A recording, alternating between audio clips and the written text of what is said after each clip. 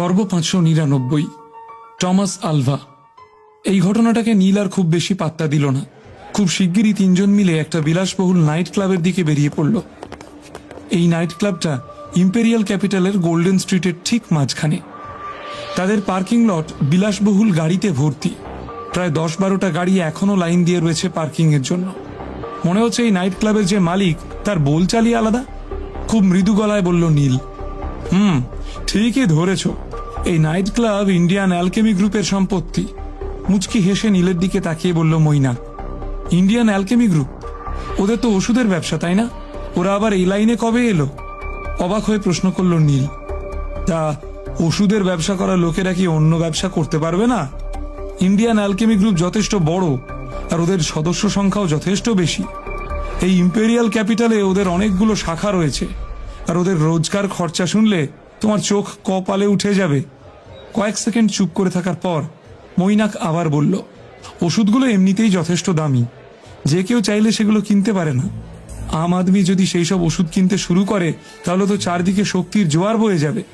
ওষুধের দাম ঠিক করে দেয় এম্পায়ার নিজে, তাই কে যোদ্ধা হবে আর কে নয় সেটাও অটোমেটিক্যালি ঠিক হয়ে যায়। মোদ্দা কথা হলো, ইন্ডিয়ান অ্যালকেমি গ্রুপ ওষুধের ব্যবসায় খুব একটা রোজগার করতে পারে না, তাই ওরা আরো নানা রকম ব্যবসা ফেঁদে বসেছে। এসব কথা সবাই জানে না। মৈনাকের মুখ থেকে কথাগুলো শুনে ইন্ডিয়ান অ্যালকেমি গ্রুপের আসল সত্যিটা জানার সঙ্গে সঙ্গে নীল এটাও জানতে পারল যে মৈনাক আসলে ইন্ডিয়ান অ্যালকেমি গ্রুপের বদনাম করছে। কিন্তু সে হঠাৎ এমনটা করবে কেন? নীল মনে মনে সেই কথাই ভাবছিল। এমন সময় হঠাৎ লিফটের দরজা খুলে গেল। নীল লিফট থেকে বেরোতে যাবে, এমন সময় অসাবধানবশত একজনের সাথে ধাক্কা লাগলো তার। এ কি কানা নাকি? আমার এত বড় চেহারাটা চোখে দেখা যাচ্ছে না? রাগের চোটে মাথায় হাত বুলাতে বুলাতে বলে উঠল লোকটা। I am sorry. অপ্রস্তুত হয়ে সাথে সাথে ক্ষমা চাইল নীল। নিজের ভুল স্বীকার করে নেওয়া ছাড়া অন্য কোনো উপায় তো নেই। ক্ষমা চাইলেই যদি 7 খুন মাফ হয়ে যায় তাহলে আর পুলিশের কি কাজ? আমার জুতোর কি অবস্থা করেছো দেখেছো? কথাটা বলে নিজের একটা পা এগিয়ে দিল লোকটা। তার চকচকে চামড়ার জুতোয় সদ্য পড়া পায়ের ছাপ স্পষ্ট দেখা যাচ্ছে। মৈনাক এই দৃশ্য দেখে নিজের হাত দুটোকে জড়ো করে বুকের কাছে রেখে দেওয়ালে ঠেস দিয়ে দাঁড়িয়ে রইল। ঝামেলায় জড়ানোর কোনো লক্ষণ তার মধ্যে দেখা গেল না। তবে রাঘব কিন্তু ইতিমধ্যেই প্রচন্ড রেগে উঠেছে। ভয়ানক রেগে সে লোকটাকে একটা বেশ কড়া জবাব দিতে যাচ্ছিল। এমন সময় মৈনাক তাকে বাধা দিয়ে বলল, তোমার তো ওকে সাহায্য করার কোনো দরকার নেই। ওকে নিজের মতন করে বিষয়টা হ্যান্ডেল করতে দাও। বদ্রীনাথ বাবু নিজের নাতিকে ঠিক যেমনটা ভাবেন, আসলে সে তার থেকে অনেকটাই আলাদা। মৈনাক খুব ভালো করেই জানে যে তার ঠাকুরদা তার ব্যাপারে ঠিক কি ভাবেন। ঠাকুরদার সামনে অভিনয়টাও সে ভালো মতোই চালিয়ে নেয়। কিন্তু তার আসল রূপটা যে কি সে তো এখন দেখাই যাচ্ছে। বলরাম সেনাপতিকে পর্যন্ত মৈনাক সম্মান করে না। তার ভাবখানা এমন যেন গোটা দুনিয়াটাই সে কিনে নিয়েছে। বলরাম সেনাপতি ইম্পেরিয়াল ক্যাপিটালে পা দেওয়ার পর থেকেই নীলের প্রশংসা শুরু করে দিয়েছিলেন। সেই হিংসের আগুন এখনো মৈনাকের মনে ধিকি ধিকি করে জ্বলছে। সে দেখতে চাইছিল যে বলরামবাবু যে ছেলেটার এত প্রশংসা করে এসেছে, না আসলে সেই ছেলেটা ঠিক কতটা যোগ্য। রাঘব প্রতিবাদ করে কিছু একটা বলতে গেলেও কি বলা উচিত সে ঠিক বুঝে উঠতে পারল না।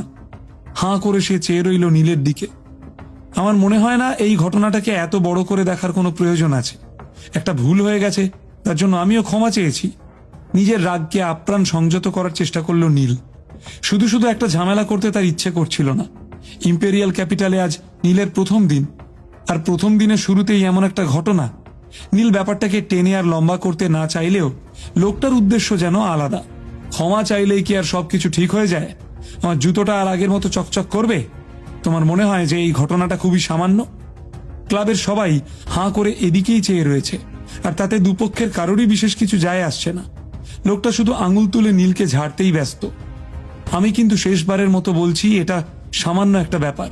আর তুমি ঠিকই বলেছ, ভুলটা আমার হয়েছে, কিন্তু তার জন্য আমি ক্ষমা চেয়ে নিয়েছি। তারপরেও যদি তোমার কিছু বলার থেকে থাকে তাহলে আমাকেও বাধ্য হয়ে অভদ্র আচরণ করতে হবে। হঠাৎ করেই নীলের চোখ মুখ থমথমে হয়ে উঠল। বারবার সে একই ঘটনা থেকে বেরোতে চাইলেও লোকটা কিছুতেই তার পিছু ছাড়বে না। আর ঠিক এই বিষয়টাই নীলের জন্য আরো বিরক্তিকর। কি বললে তুমি? লোকটার গলার স্বর যেন হঠাৎ করেই একটু বেশি উঁচু হয়ে উঠল। আমি ঠিক শুনতে পাইনি, আরেকবার বলো। কানের কাছে হাত রেখে প্রায় সিংহের মতো গর্জন করে উঠল লোকটা। উত্তরে নীল সবার আগে একটা লম্বা নিঃশ্বাস নিল। আর তারপর ঠাটিয়ে লোকটার গালে মারলো এক থাপ্পড়। এ কি, চড় খেয়ে লোকটার মাথা ঘুরতে শুরু করলো। তাড়াতাড়ি কয়েক ধাপ পিছিয়ে গেল সে। এক মুহূর্তের জন্য হতবাক হয়ে গেলেও পর মুহূর্তেই সম্বিত ফিরে পেয়ে আবার ধমক চমক শুরু করে দিল লোকটা। তোমার এত বড় সাহস যে তুমি আমার গায়ে হাত তোলো? দাঁড়াও, এক্ষুনি আমি লোক ডাকছি। মানুষের বাচ্চা হয়ে থাকলে এখানেই দাঁড়িয়ে থাকবে, তারপর দেখাচ্ছি মজা। চিৎকার করতে করতে ক্লাবের ভেতরে দৌড়ালো লোকটা। নীলের প্রতি তার দু চোখে অসীম ঘৃণা জলজল করছে। এই ঘটনার ঠিক পরেই নীলের দিকে এগিয়ে এলো মৈনাক আর রাঘব। এত বড় একটা ঘটনা ঘটে যাওয়ার পরেও মৈনাকের মুখ থেকে নীলকে সাহায্য করার মতো কোনো শব্দ বেরোলো না। খুঁটিনাটি প্রতি কথায় সে নীলকে ক্রমাগত উস্কানোর চেষ্টা করতে লাগলো। আরে বাহ, নট ব্যাড, তোমার সাহস দেখছি মন্দ নয়। ধূর্ত হাসি খেলা করছে মৈনাকের মুখে। তার বলা প্রতিটা কথার ভাঁজেই যেন অন্য একটা মানে লুকিয়ে রয়েছে। ওই ছোটখাটো ব্যাপার আর কি, শান্তভাবে হাত নেড়ে বলল নীল। তবে মৈনাকের বলা কথার ভেতরের মানেটুকু খুব ভালোভাবেই বুঝতে পারছিল সে। নীল যেহেতু ইম্পেরিয়াল ক্যাপিটালের সদস্য নয়, তাই মনের কথা আর খোলসা করল না সে। এই ক্লাবে এমনিতেও সে মাত্র দুটো মানুষকে চেনে, রাঘব আর মৈনাক। কাজেই বেশি কথা বাড়িয়ে তার লাভ নেই। এই সাম্রাজ্যের প্রায় প্রত্যেকটা পুরুষ মানুষই স্বভাবে নিষ্ঠুর। এই কথাটা নীলকে সদা সর্বদা মাথায় রাখতে হবে। এরকম ছোটখাটো ঘটনা তো তুমি একাই সামলাতে পারবে, তাই না? নীলের কাঁধ দুটো ঝাঁকিয়ে প্রশ্ন করল মৈনাক। তার ঠোঁটের কোণায় তীক্ষ্ণ ছুরির ফলার মতো হাসি চকচক করছে। রাঘব কিছু একটা বলতে যাচ্ছিল, কিন্তু নীল চোখে চোখে ইশারা করে তাকে বলতে বারণ করে দিল। এমন সময় বেশ কয়েক জোড়া পায়ের আওয়াজ পাওয়া গেল। 10-12 জন লোকের একটা দল দ্রুত পায়ে নীলের দিকে এগিয়ে আসতে শুরু করলো। এদের পালের গোদা হলো সেই লোকটা যে কিছুক্ষণ আগেই নীলের হাতে চড় খেয়েছে। খুব সাহস বেড়ে গেছে নাকি? প্রাণের ভয় নেই? আমি তোমাকে বলে গেলাম যে নিজের জায়গা থেকে নড়বে না, আর সত্যিই তুমি এখানেই দাঁড়িয়ে রয়েছো? তুমি কি ছোটবেলা থেকেই এরকম বাধ্য ছেলে, নাকি আমার কাছে ক্ষমা চাওয়ার জন্য দাঁড়িয়ে আছো? প্রচন্ড উদ্ধত ভঙ্গিতে বলে উঠল লোকটা। তবে এবার সে নীলের থেকে বেশ কিছুটা দূরত্ব বজায় রেখে দাঁড়িয়েছে। তার মনে ভয় যে নীল আবার তাকে বন্ধুদের সামনে চড় না মেরে বসে। ব্যাপার স্যাপার দেখে মৈনাক একটু অবাক হলেও বেশ কিছুটা দূরত্ব বজায় রেখেই দাঁড়িয়ে রইল সে। ভাবখানা এমন যেন এই ঘটনার সাথে তার কোনো সম্পর্ক নেই। মাস্টার, আপনার কি আমার কোনো রকম সাহায্যের প্রয়োজন? মৈনাক নিজের সমস্ত দায় ঝেড়ে ফেললেও রাঘব সেনাপতি আলাদা ধাতুতে তৈরি। সে তো এই ঘটনার নিষ্পত্তি করতে নীলকে সাহায্য করতে চাইছিল।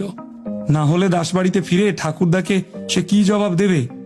তবে নীল রাঘবের প্রশ্নের উত্তর দেওয়ার আগেই মৈনাক তড়িঘড়ি হেসে বলে উঠল, রাঘব, আগ বাড়িয়ে তোমার তো কথা বলার দরকার নেই। নীল যখন বলছে যে ব্যাপারটা ও একাই দেখে নেবে, তখন নিশ্চয়ই ওর কাছে কোনো না কোনো উপায় রয়েছে। তুমি মাঝখান থেকে কথা বলছো কেন? এই পৃথিবীতে ফ্রিতে কিছুই হয় না। মৈনাক বা তার ঠাকুরদা দুজনের কেউই জানে না যে বলরাম সেনাপতির কাছে নীলের মূল্য ঠিক কতখানি। তাই প্রতি পদে নীলের যোগ্যতা বিচার করছে তারা। এই মুহূর্তে তারা নীলকে কোনো রকম সাহায্যই করবে না।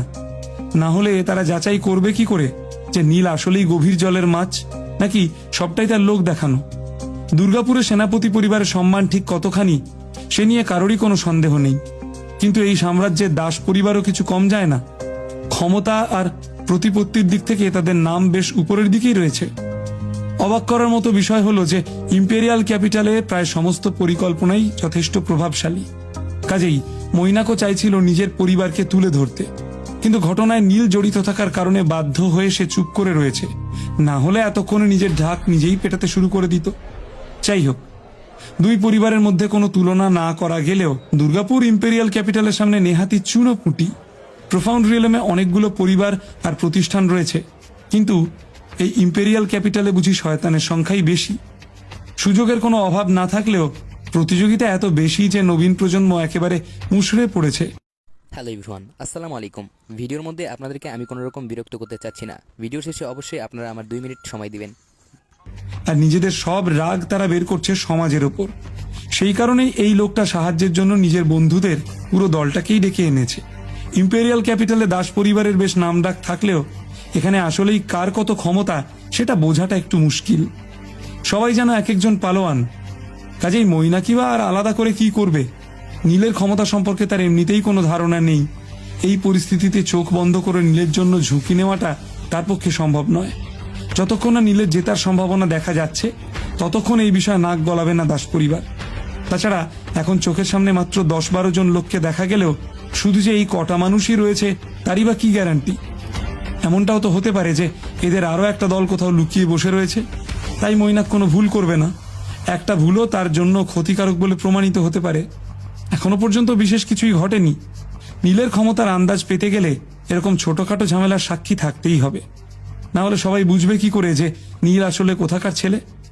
আরে মৈনাক, নীলকে 10-12টা ছেলে মেয়ে ঘিরে ধরেছে দেখে আবারও মৈনাকের কাছে সাহায্যের জন্য অনুরোধ করলো রাঘব। আমি বললাম না, নীলের কাছে নিশ্চয়ই কোনো না কোনো উপায় আছে। তোমার তো অন্যদের ব্যাপারে দাঁড়িয়ে পড়ার কোনো দরকার নেই। অবাক হয়ে বন্ধুর কথা শুনে তার দিকে তাকিয়ে রইল রাঘব। মৈনাকের তরফ থেকে এমন অসহযোগ সে আশা করেনি। কোনো ব্যাপার না, আমারটা আমাকেই বুঝতে দাও। মুচকি হেসে রাঘবের পিঠ চাপড়ে বলল নীল। ঠিক সেই সময় লোকটার দলবল এসে দাঁড়ালো নীলের ঠিক সামনে। আরে, তুমি এখনো এখানেই দাঁড়িয়ে রয়েছো? কি বলি বলো তো, তোমার কি বুদ্ধিশুদ্ধি নেই, নাকি ফাঁকা মাঠে গোল দেওয়ার চেষ্টা করছো? একটু আগে নীলের হাতে চড় খাওয়া লোকটা মাথা নেড়ে বলল, আমি আসলে তোমাকে একটা প্রশ্ন করব বলে দাঁড়িয়ে আছি। তোমার নামটা বেশ কি? মাথাটা তুলে প্রশ্ন করল নীল। তার চোখে মুখে ভয়ের লেশ মাত্র নেই। আমার নাম থমাস আলভা। বেশ উদ্ধত ভঙ্গিতে জবাব দিল লোকটা। বাই চান্স এখান থেকে বেঁচে বেরোতে পারলে বাইরে গিয়ে জিজ্ঞেস। থমাস নিজের কথা শেষ করার আগেই নীল তাকে মাঝপথেই থামিয়ে দিয়ে বলল, থাক, এত কথা বলার তো কিছু হয়নি।